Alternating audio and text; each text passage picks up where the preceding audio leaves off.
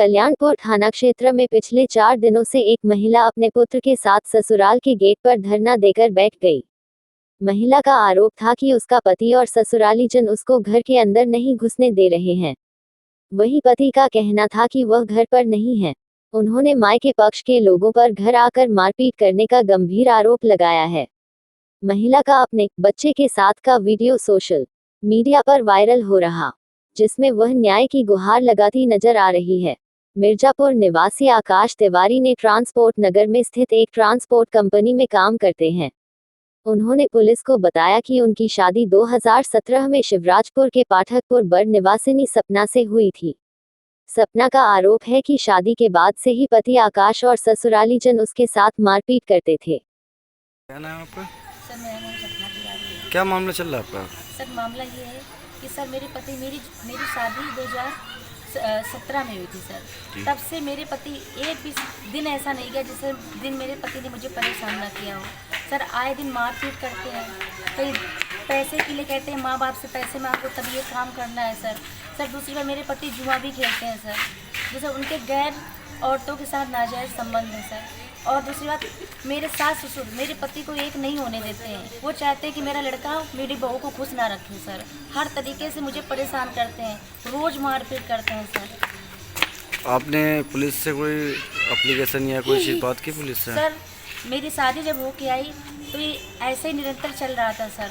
जो उसके बाद मैं पीड़ित होकर के सर मैंने वो दहेज प्रथा का केस मैंने सर तब मुझे इतना परेशान किया कि मैंने इनसे पीड़ित होकर सर दाई पी ली सर। उसके बाद सर क्या हुआ कि उसके बाद वो मुकदमा लिखा गया सर उसका दहेज प्रथा का सर। उसके बाद सर थोड़े दिन तक ये सब चला, थोड़े दिन तक। फिर उसके बाद मीडिएशन कोर्ट में सर समझौता हो गया। उन्होंने बोला कि मैं इनको आराम से रखूँगा, इनको कोई समस्या नहीं आएगी।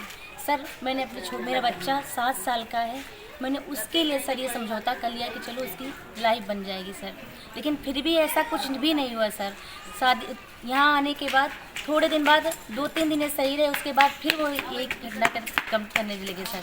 अब इस समय मुझे इतना मारपीट करते हैं सर, इतना एक दिन मुझे अभी थोड़े दिन पहले इतना मारा सर कि मेरे इस वजह में उठने के लायक नहीं थी सर। समझौता होने के बाद में आपने पुलिस से दोबारा कोई बातचीत की या एप्लीकेशन दिया कि किसी चीज़ के लिए कहा आपने पुलिस से? सर समझौता किस चीज़ का?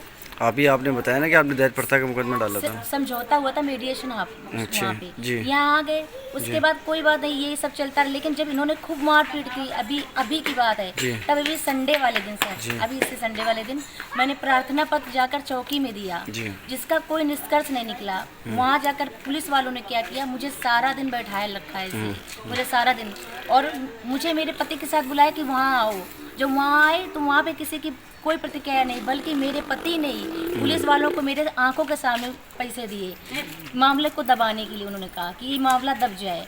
पुलिस बराबर दबाव बनाए हुए किसी तरीके से मैं एक साइन कर दूं ताकि ये सब मामला वहीं से ख़त्म हो जाए और मैं यहाँ के रहने लगूँ, ताकि दोबारा फिर वही प्रयास करें सर। मेरी कोई बात नहीं सर। फिर सर उसके बाद क्या हुआ कि पुलिस वालों ने, मैंने उनसे कहा कि सर मैं यहाँ बैठी हुई हूँ, मुझे मेरे घर भिजवा दीजिए। सर पुलिस वालों ने बिल्कुल इनकार कर दिया और मुझसे कहा कि ऐसे ही चली जाओ। वहाँ पे मेरे ससुर भी कह रहे हैं कि मैं तुम्हें घर में नहीं रखूँगा। मेरे ससुर ये बात कह रहे हैं सर। जैसे तैसे मैं रिक्शे से अपने घर आई, और जब मैं घर आई तो मैंने देखा कि अंदर से बंद था दरवाज़ा, लेकिन अंदर से खटखट की आहट की आवाज़ आ रही थी सर। मैंने खूब प्रयास किया कि गेट खुल जाए, पर किसी ने कोई दरवाज़ा नहीं खोला सर। उसके बाद सर सब लोग बताते हैं कि यहाँ से 11 बजे वो रात में पीछे की दरवाजे से ऊपर की छत से फरार हो गए, दूसरी गली में दूसरे की छत से उतर के सर।